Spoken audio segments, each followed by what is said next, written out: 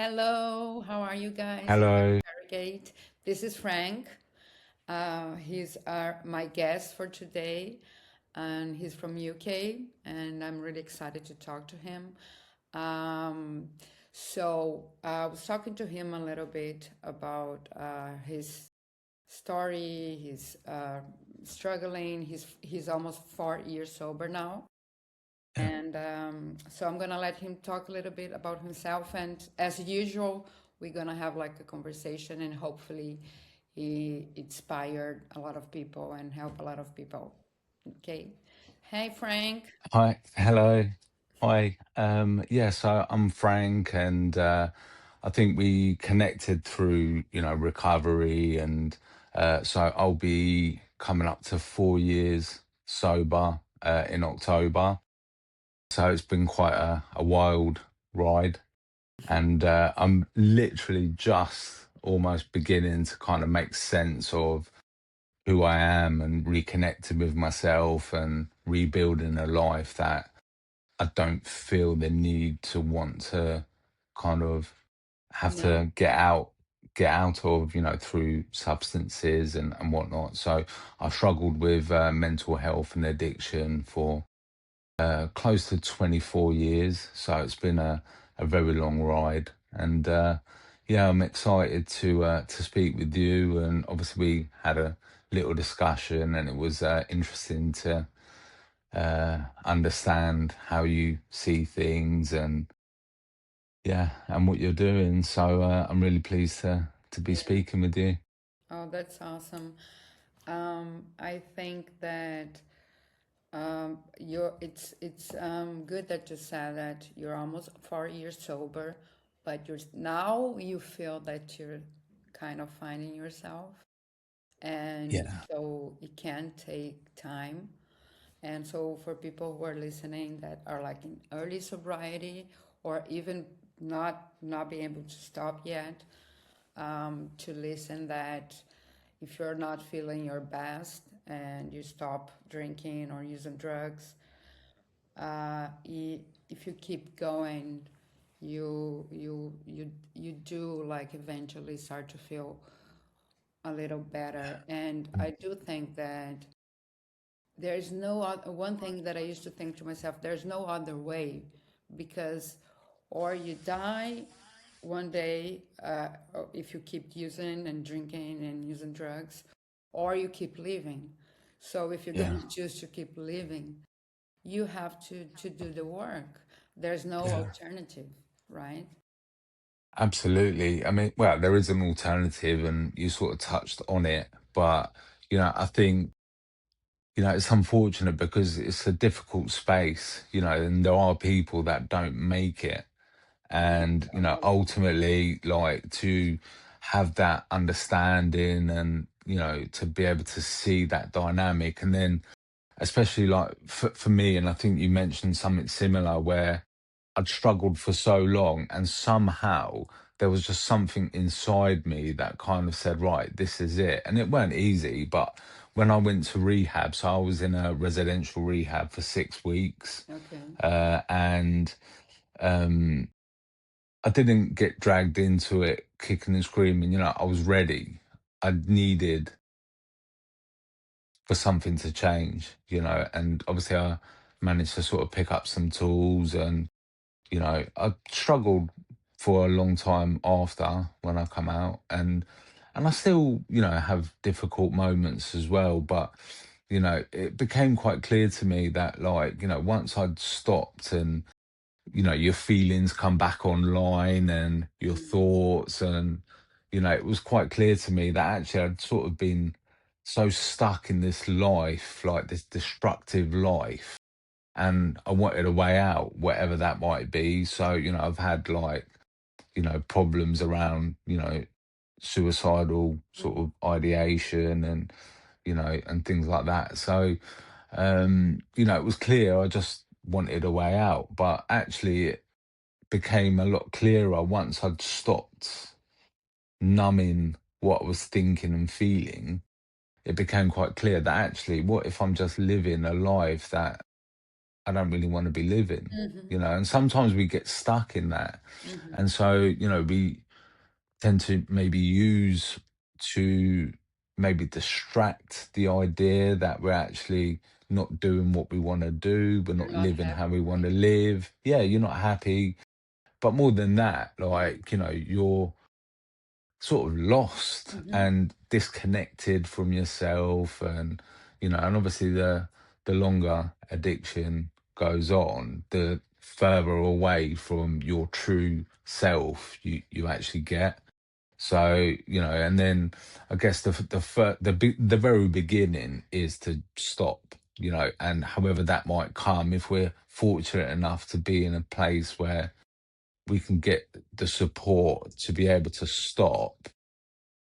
It's Yeah. like literally, 1% of the journey, because then after that comes all this, you know, all the feelings and all the thoughts and situations that were always there, Mm-hmm. but now you've kind of got to work through it, and you find out a lot about yourself, and for me, yeah, certainly it feels like this last year has probably been a moment where I would maybe say I'm beginning to kind of get close to understanding who I am and what I'm about. So, yeah, I would definitely say that it gets harder before it gets better. Mm-hmm. Yeah.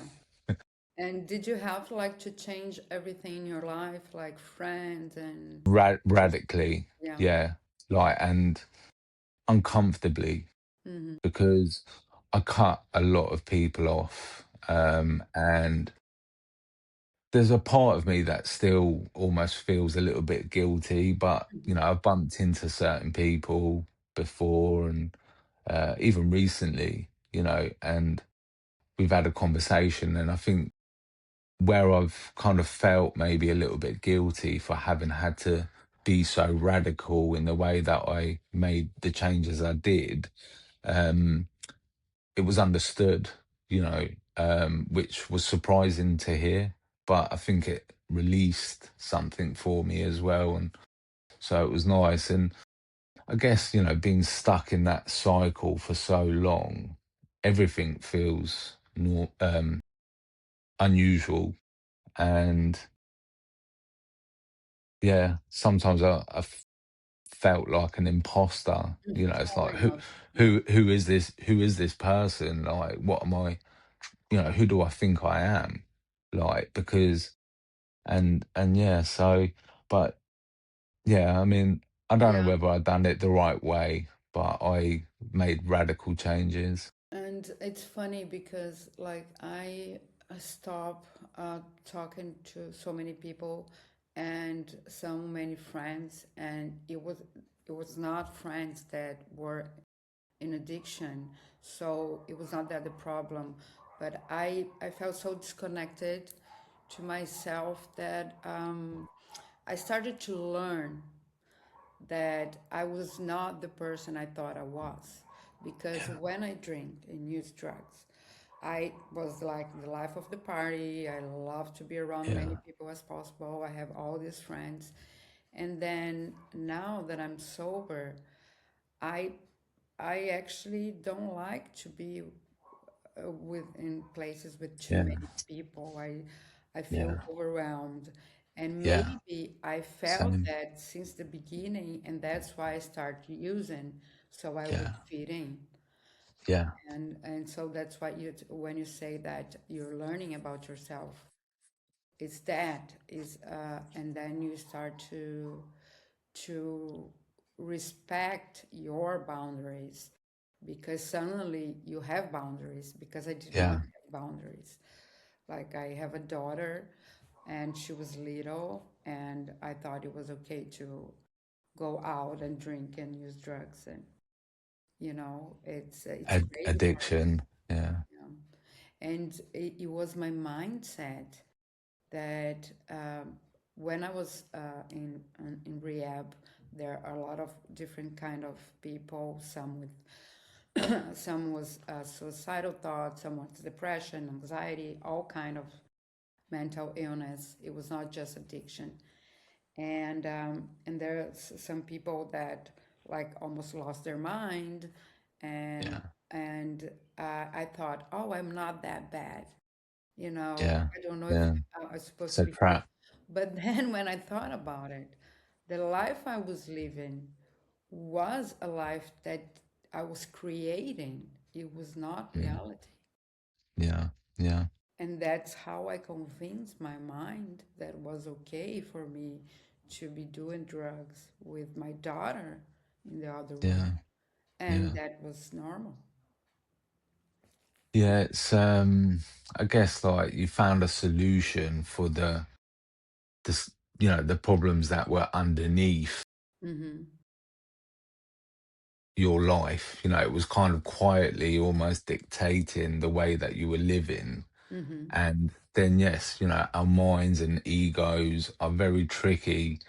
So, of course, we'll come up with anything to justify our actions. But actually, you Yeah. know, and then you get to a point as well where you stop sort of maybe even blaming yourself, Yeah. like, for doing it, because especially when you understand closely the psychology and, the emotions behind addiction, it's Yeah. It is a disease. yeah, That's why some people can drink and some people can't. And I do remember feeling like, why me? Like, poor me, feeling sorry for myself that I was the one that could not drink. And but you have to get out of this self pity, and so it's just understand that your brain works in some ways, and you just can't handle. I still struggle like with them, like you are an alcoholic and you are not an alcoholic. I think yeah, there's a spectrum that people still drink every day, but they don't get super drunk and they go to yeah, sleep and they manage to work, but they still drink every day. So yeah, for me, it's a gray area, to say that you're an alcoholic and you're not an alcoholic.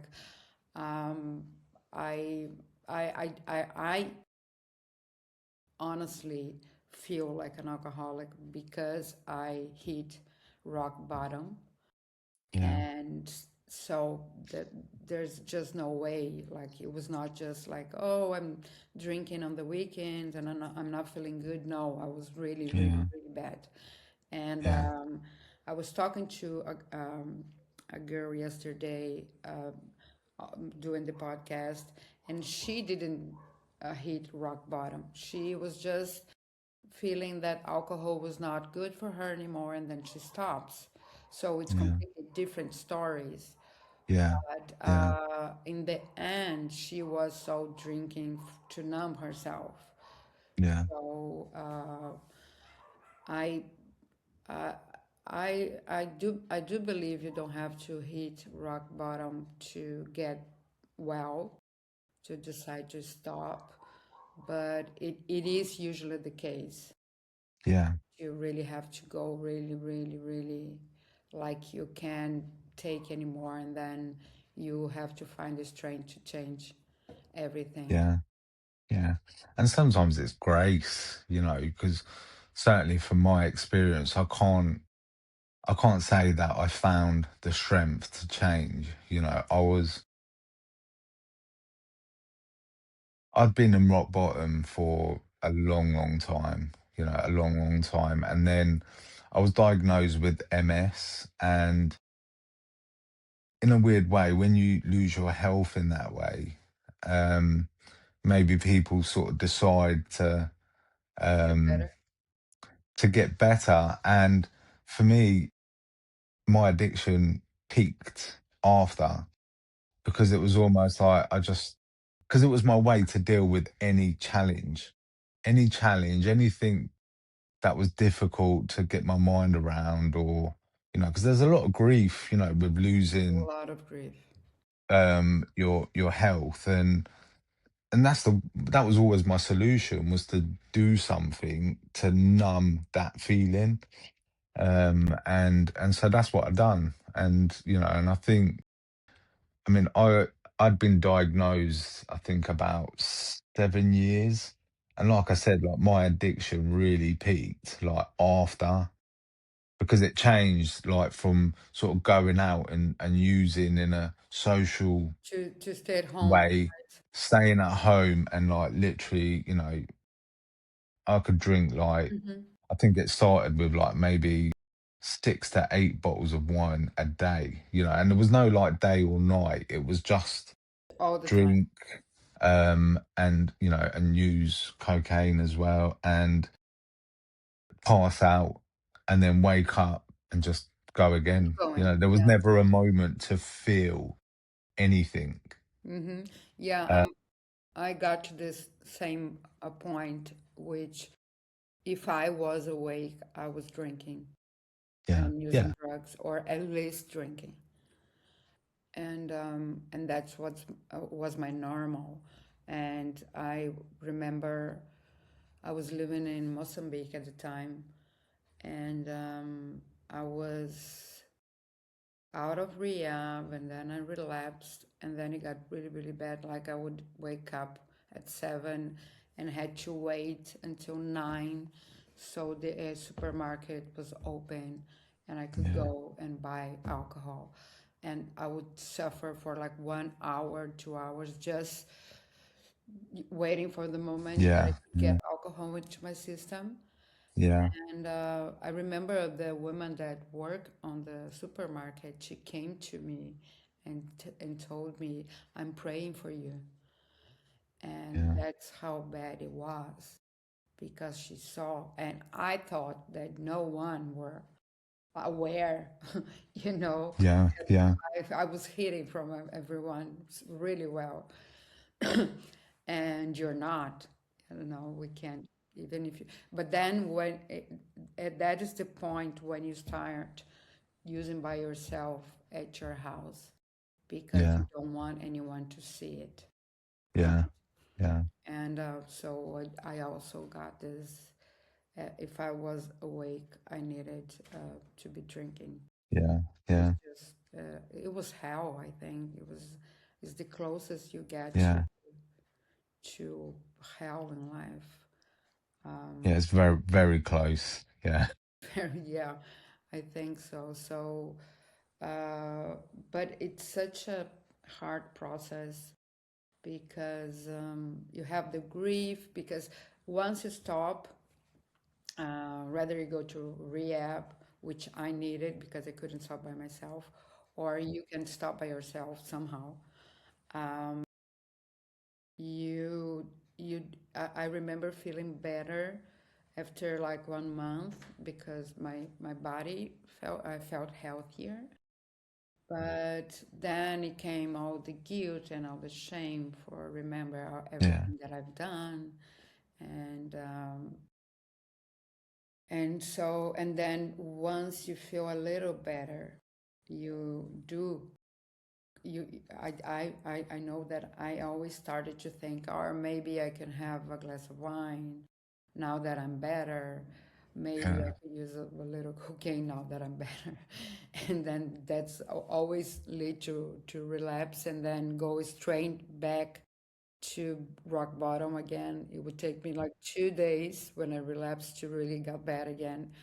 So there's all those, and there's the days are not the same. So you can feel, you can be like, today I'm great, I'm sober, I don't feel like drinking, but you don't know if tomorrow you won't have the urge. So I was talking to Life, the guy that I interviewed. I think you said you saw I the did. Yeah, yeah, yeah, he's awesome. And we were talking about my therapist always tell me like that you can't, you have to surf on the waves of life and the waves of your feelings. And yeah, one thing that I've learned that have saved me actually was like, okay, I feel like shit right now, But like my mom is this super excited person that never drink, never use drugs, and she's so, she's bubbly, and I always hated her from this because I, I'm not, and but I remember thinking I feel like shit, but she's right here next to me. She feels great. We are in the same moment, Yeah. so it's in my head. It's not something that is real, because if it's Yeah. possible for her to be in the same reality as me and being happy and excited, Yeah. I Yeah. can get there. I think then of course I can't like her because each person's different, but Sure. I borrow a little bit from persons, from the, like my daughter, who's really excited about everything. And so when I'm not feeling my best, I honestly try to talk to people that are great and uplifting, and try to take a little bit for myself and change my mindset that, oh, this is in my head, you know. um, but it's hard. It's not. Of course, yeah, it's a pattern that just becomes so normal and it kind of merges into your identity. So all of a sudden everything is, that is you, and it's difficult because, if that goes on for a long time, of course, once you stop, it's like everything just sort of comes back online and it's like, wow, like what now? You Yeah, know. yeah, But it's good to have good examples as well, like you said about your mum and, yeah, like good because examples to yeah. inspire. And I always felt, when I started therapy, and I tried to think about my childhood and my traumas. Everybody have traumas, so, but I was starting to think about, and I was never this super happy child like I see my Same. daughter. I was not. It was not me. I was the one that, like, would stay breathing in her room. Um, Yeah. I would go and play, but it was, I'd rather be by myself. I was always this odd kid, and Yeah. Me too. I feel and that. and I think that what we were trying to do when we start drinking and using drugs, it was trying to use that to feed to the other kids Yeah. that Yeah. were always happy and jumping and wanting, because for Yeah. me it was like they are normal and I'm not. Yeah. So Yeah. I'm supposed to be like that, but I can't. Yeah. And then when I drank and used drugs, I felt like that. That so it was like almost I found a solution. Like, okay, Yeah. now I can Yeah. be excited about everything. And then this child, that it's actually who we are, and it's okay to be like that, it's okay to Yeah. rather be reading a book than playing with everybody or going out, or it's okay. And I think that when I start to see my inner child Yeah. in good eyes, like, I, it was okay, Yeah. Yeah. And but people tell you, especially kids, that it's not okay to be you, right? Yeah. Well, and society, Yeah. kind of, you know, we're all, especially now in the age of like social media and things like that, like more than ever, we're seeing these kind of ideals. Oh And my God, yes. obviously, you know, yeah, I mean, I guess we do compare, like whether even if it's just subtly, inside of ourselves. So there's always this kind of drive to be almost like everybody else, and that it's not good to be ourselves, and I think it's a situation, Yeah, like for sure. It's a sort of a bit of a epidemic, I think. yeah, And but I think like there are movements now where and people are starting to realize, actually, hold on a second, yeah, like yeah, it's okay, you know. And yeah. I actually embraced that. Like, it's funny you should say, because in my recovery, I sort of met with that idea as well, because I do like my solitude. I like my space, and I like to do things that, like read and write, and and just kind of be with myself. And especially like when you've been numbing your feelings and your thoughts and ideas for so long, it's almost like you're getting to know yourself authentically for the first time, but as an adult. And there's that little child that's so sort of happy that, you're finally sort of being yourself. Mhm. And it's difficult. And like I said, I think I mentioned, I don't know whether it was in the call or, when we'd spoken just before, about like, this idea of being an imposter in your Mhm. own life, because it's so new, but it's coming home to yourself essentially. Yeah. And the idea that actually, yes, it's all right. It's quite cool to be me, actually. Mhm. I like it. Yeah. And it matters less what anyone else thinks, because no one knows what, No. you've had to deal with, and things No. like that. So who's to actually even And be able to judge?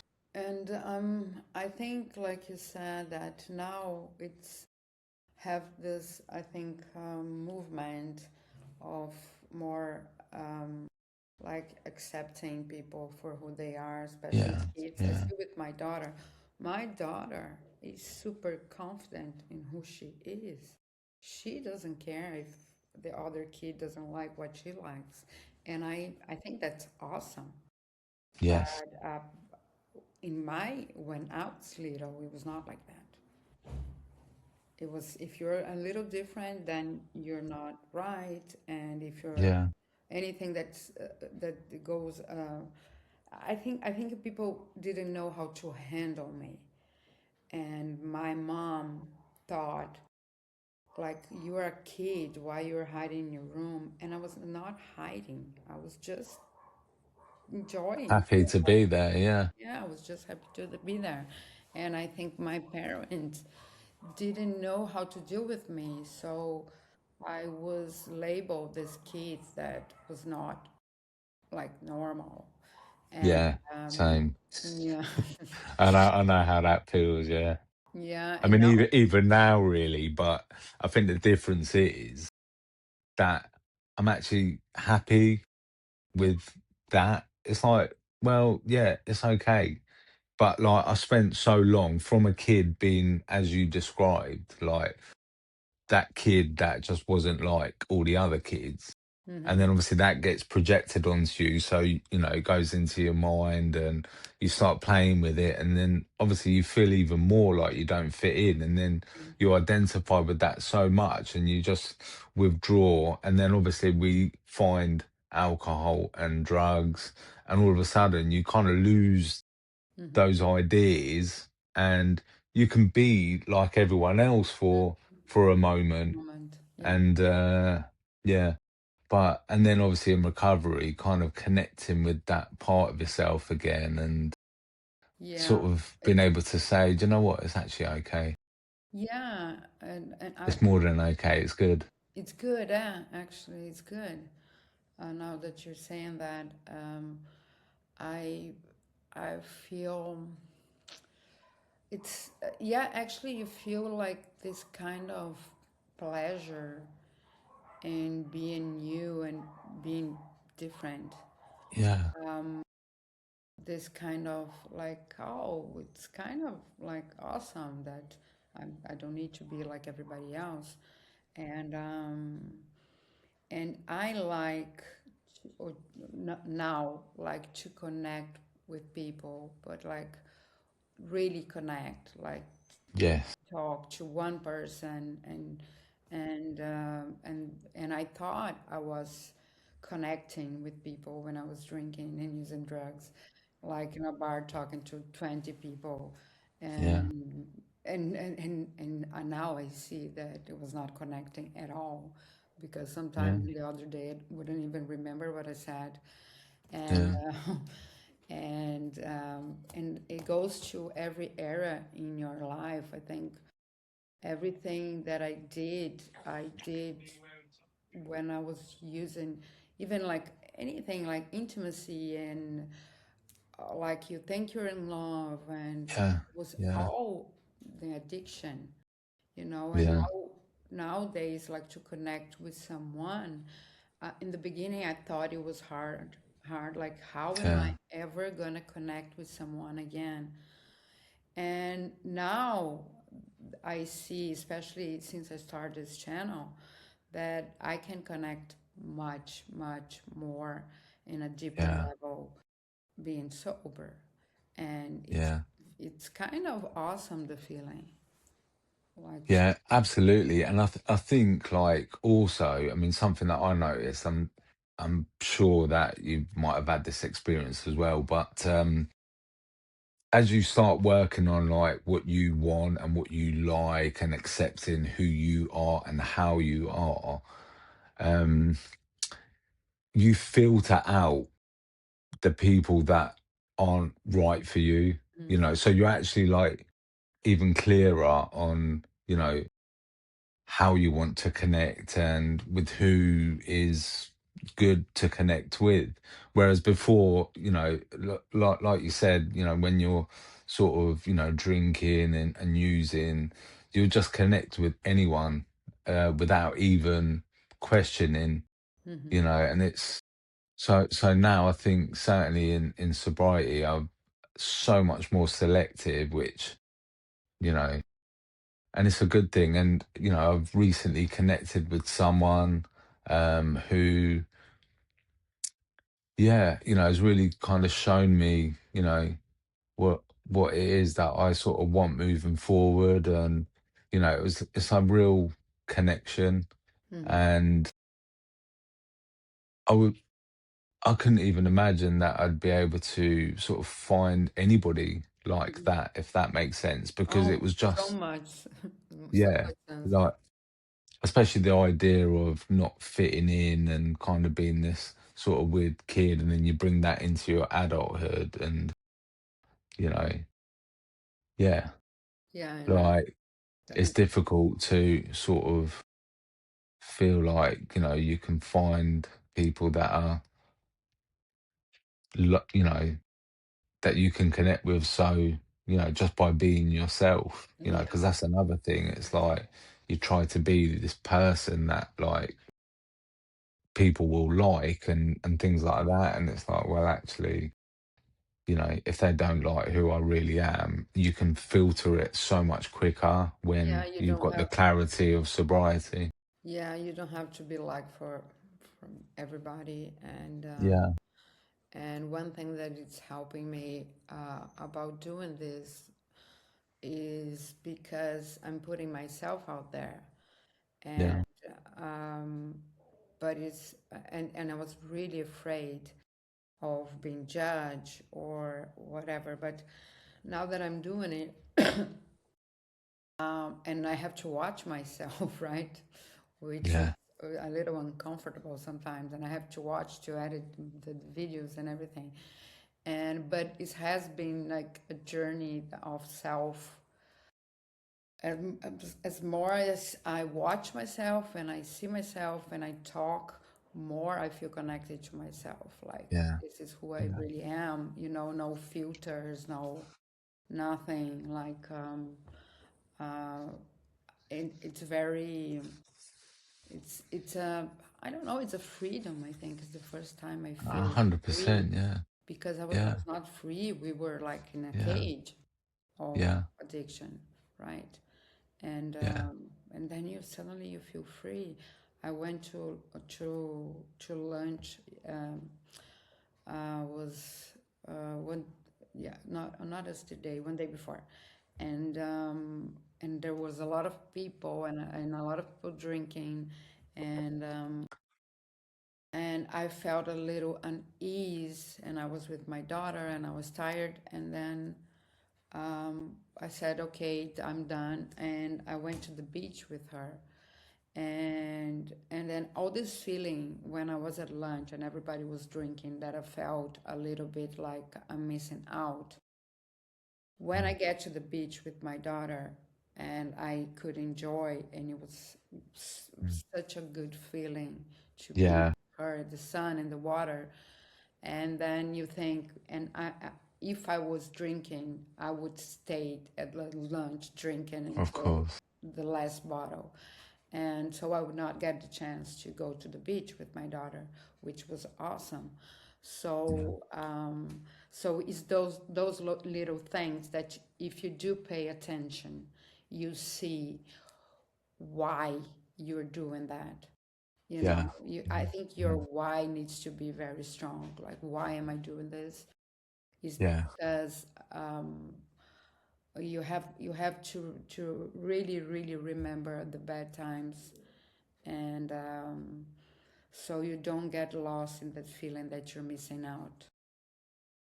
Yeah. Oh, definitely. I mean, because of, we hear of FOMO and then I come across this JOMO, which is the joy of missing out, Oh, okay. um, rather than the fear of missing out. And it's Mm, like, well, actually, yeah, because, I mean, it's strange because, the other thing is like when my friends are going to like bars and things like that now, and I'm not even interested because I realize that actually, as an addict, the only reason to go to a bar it's a drink. was to drink. Like, so, and then especially getting to know myself and, being more comfortable with who I am and understanding and reconnecting with, who I really am in sobriety. It kind of like,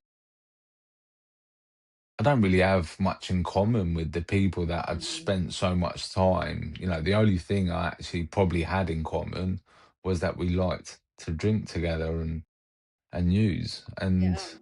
And I feel the same. Like, the only reason to go to a bar is to drink.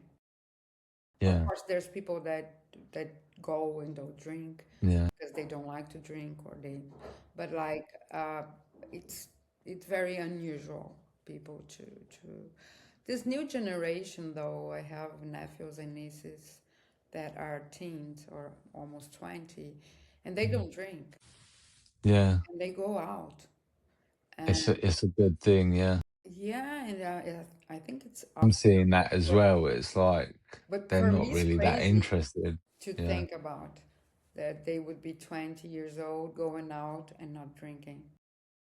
Yeah, it's like, for me, what are you doing there? Even now that I'm sober and I'm on this path, I still think, what are you doing? Like, you're going out and yeah, you don't drink. And but I think it's awesome. And there is I always say in every interview that I think that alcohol would to be released nowadays, it would not be legal, yeah, because yeah. it doesn't make sense if you think about how you get when you get drunk. It's acceptable for society, but then if you use cocaine, it's not. I mean, it doesn't really make sense, right? No, Um, no. I think alcohol is like one of the worst. Uh, Yeah, because it's everywhere, like, and it's yes, so normal. yeah, You walk into a supermarket and it's right there and yeah. UK, you in your have face. also a very drinking culture, right? Here in Yes, Portugal, it's the wine, of uh, course, yeah. and it's Wherever you go, there's something. yeah. There's always something. Yeah, if you go to Scotland, then there's the whiskey.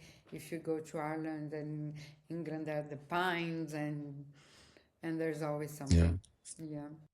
yeah. I mean, I think as we're having this conversation and I'm sort of recognizing something and it's linked to maybe dopamine.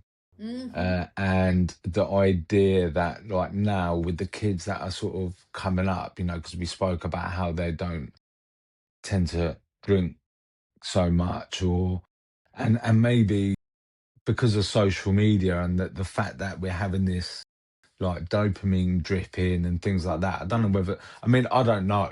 It was Yeah, just something maybe. that Yeah, sort of sparked in my mind that maybe there's, there's a like connection there. different ways of getting it. Yeah, Yeah, but I because don't know. they I'm not a do. psychologist. Yeah, because you do get uh, gratification with the internet and the social media, like all the time, Yeah. and it makes sense because we didn't have that in our time, and so yeah, I do.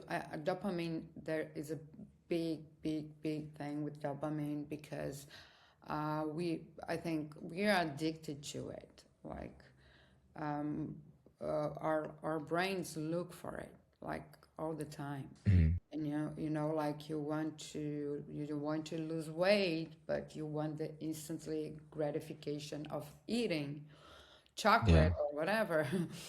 Yeah. And it's really hard to say no, I'm not, because I have a bigger purpose, which is losing weight. It's hard.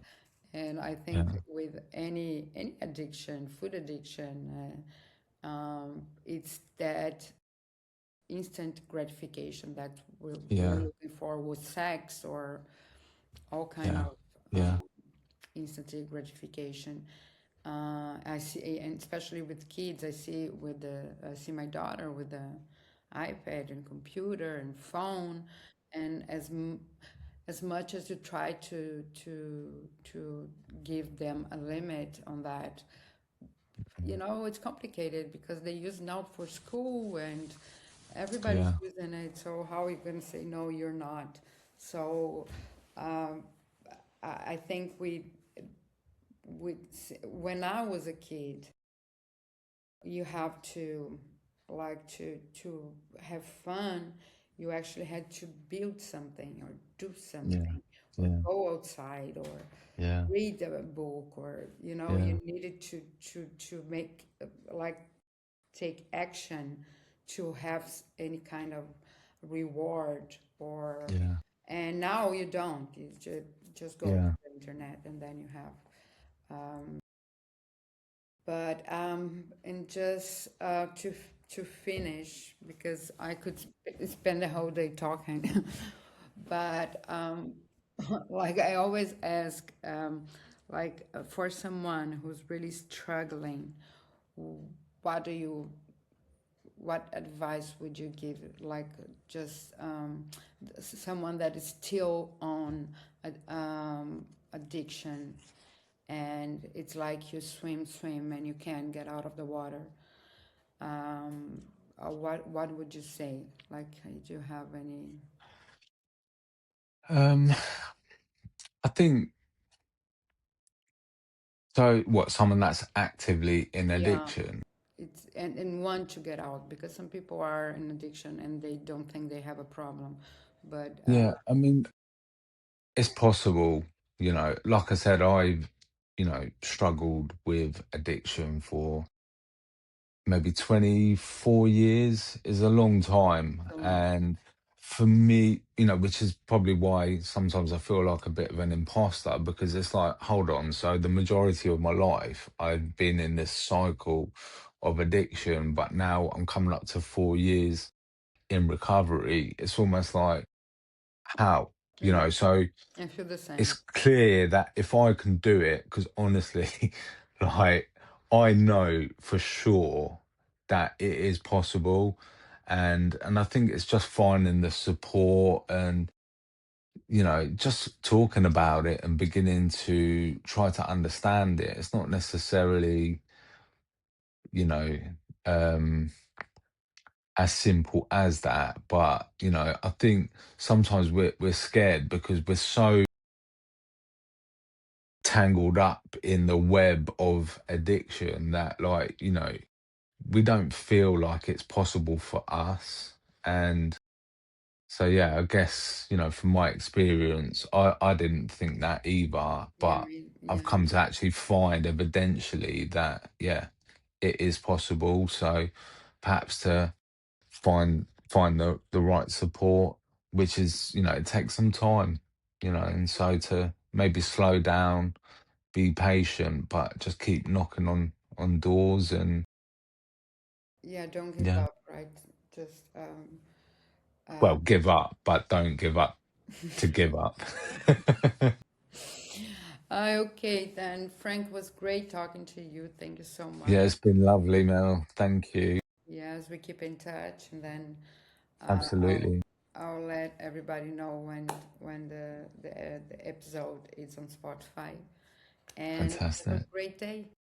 Yes, you too. Thank you. You're welcome. Bye bye. Bye bye.